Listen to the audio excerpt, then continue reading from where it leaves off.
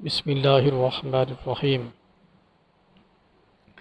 اسلام صبر کی بڑی تلقین کرتا ہے، جسے دوسرے لفظوں میں بھولنا سیکھیں کہہ سکتے ہیں۔ رسول اللہ صلی اللہ علیہ وسلم نے فرمایا، صبر تو پہلے صدمہ کے وقت ہے۔ صحیح بخاری۔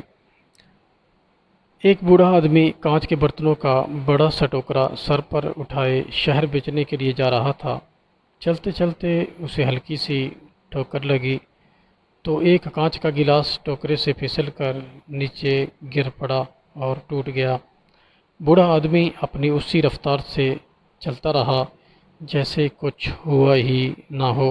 پیچھے چلنے والے ایک اور راہگیر نے دیکھا تو بھاگ کر بوڑھے کے پاس پہنچا اور کہا، بابا جی، آپ کو شاید پتہ نہیں چلا، پیچھے آپ کا ایک برتن ٹوکرے سے گر کر ٹوٹ گیا ہے۔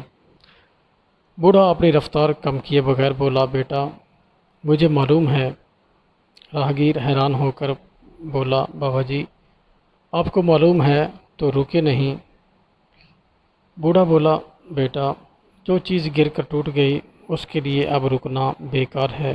بالفرض میں اگر رک جاتا، ٹوکرا زمین پر رکھتا، اس ٹوٹی چیز کو جو اب جڑ نہیں سکتی کو اٹھا کر دیکھتا، افسوس کرتا، پھر ٹوکرا اٹھا کر سر پر رکھتا، تو میں اپنا ٹائم بھی خراب کرتا، ٹوکرا رکھنے اور اٹھانے میں کوئی اور نقصان بھی کر لیتا، اور شہر میں جو کاروبار کرنا تھا افسوس کے باعث وہ بھی خراب کرتا۔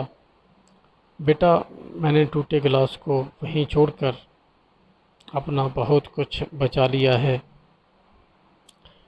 ہماری زندگی میں کچھ پریشانیاں، غلط فہمیاں، نقصان اور مصیبتیں بالکل اسی ٹوٹے گلاس کی طرح ہوتی ہیں کہ جن کو ہمیں بھول جانا چاہیے، چھوڑ کر آگے بڑھ جانا چاہیے۔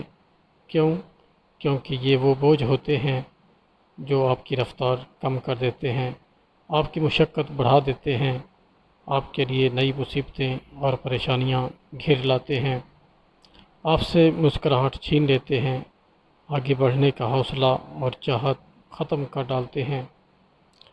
اس لیے اپنی پریشانیوں، مصیبتوں اور نقصانات کو بھولنا سیکھیں اور آگے بڑھ جائیں۔